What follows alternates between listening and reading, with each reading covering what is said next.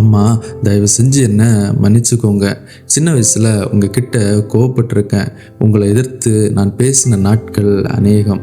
ஆனாலும் அடுத்த நிமிஷமே ஆல்பன் மோனே வந்து சாப்பிடுன்னு கெஞ்சுவீங்க. அப்போது அந்த அன்பினுடைய மதிப்பு தெரியல. ஆனால் இப்போது புரிஞ்சுக்கிறேன். ஸ்கூல் படிக்கிற நாட்களில் நானும் தங்கச்சியும் ஹாலில் படுத்துட்டு இருக்கும்போது அதே இடத்துல முழங்கால் போட்டு கண்ணீரோடு ஜெபிப்பீங்க.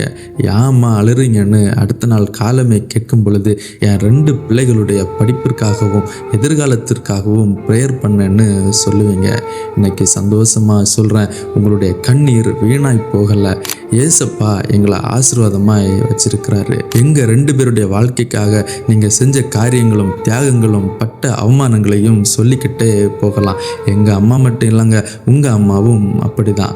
ரொம்ப பெருமையாக ஒன்று மட்டும் சொல்கிறேன், இந்த உலகத்தில் சொல்கிற அளவுக்கு எங்கள் அப்பா அம்மா சொத்து ஒன்றும் எங்களுக்காக சேர்க்கலாங்க. ஆனால் மிகப்பெரிய ஒரு சொத்தை தந்தாங்க. அதாங்க இந்த பைபிள். இப்படிப்பட்ட ஒரு பெற்றோர் இல்லாமல் இன்றைக்கி எத்தனை பேர் வாழ்கிறாங்க. ரொம்ப வருத்தமான ஒன்று தான். ஆனால் அதை காட்டிலும் கொடூரமான ஒன்று என்ன தெரியுமா? இப்படிப்பட்ட பெற்றோர் இருந்தும் அவர்களுக்கு கீழ்ப்படியாமல், அவங்கள கவனிக்காமல், டேக் கேர் பண்ணாமல் இருக்காங்க பாருங்கள். 1000 பிரச்சனைகள் இருந்தாலும், சூழ்நிலைகள் எதிராக இருந்தாலும் எப்படிங்க நம்ம பெற்றோரை விட்டு கொடுக்க முடியும்?